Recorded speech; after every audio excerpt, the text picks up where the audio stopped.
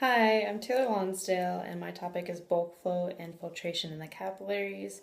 I'll start off my project with our lungs and the gas exchange that happens and through the blood. Alright, now I'm going to do a hands-on demonstration of gases exchange from the lungs. So this water is going to represent the oxygen that we inhale. The water bottle, this is going to represent a lung, and this is the superior portion, inferior portion. Cotton balls are the alveoli within the lungs that absorb the oxygen, and then this thin sheet is going to represent the capillary walls.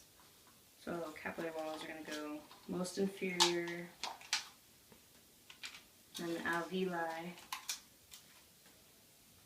So as we take a breath, the areoles within the lung absorb the oxygen fairly quickly and then pour the oxygen down into the capillaries, like so. Right. After an example of air moving through the lungs, let's see how the blood picks up and removes gases. The blood starts in the heart and goes out through an artery.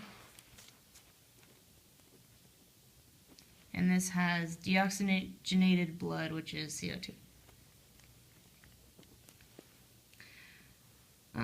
The artery eventually turns into an arteriole as it gets closer to the lungs.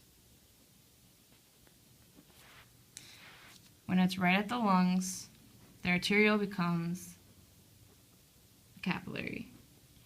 Capillaries absorb oxygen from the lungs, and through hydrostatic pressure, the CO2 carried by the arteriole is pushed out into the lungs.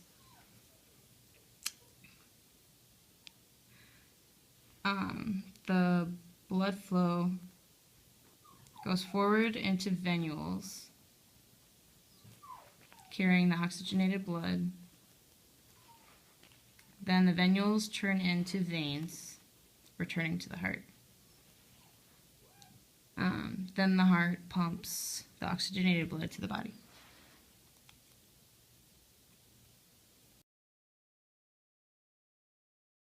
So the marinara sauce is the blood and the rest of the interstitial fluid within the blood, and then the garlic pieces are the proteins within the blood.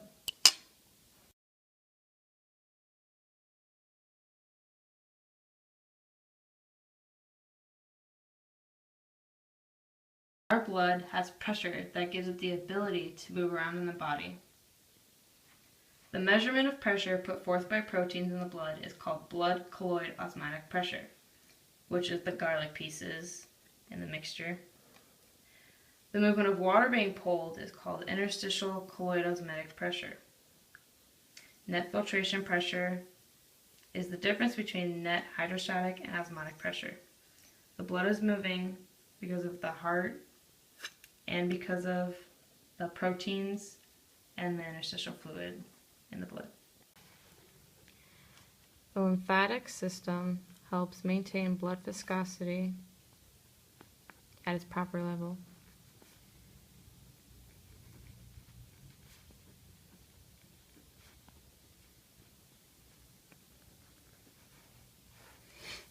Ultimately, there are two major collecting lymph vessels that merge with the blood vessels.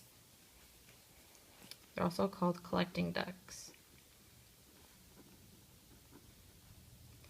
These collecting ducts are at the left and right subclavian veins.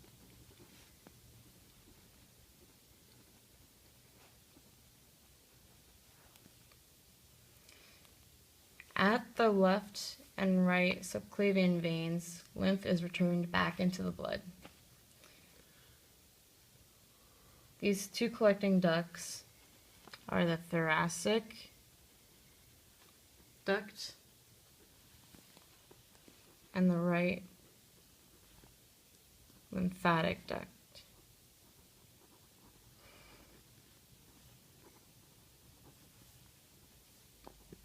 The thoracic duct is at the left subclavian. And then this is at the right subclavian.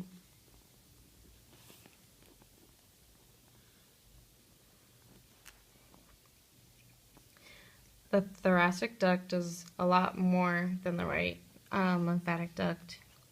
Thoracic duct drains lymph from the lower half of the body, so the abdomen and the legs.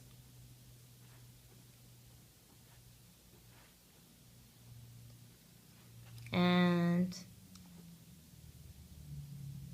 the left side of your head, thorax, and your arm.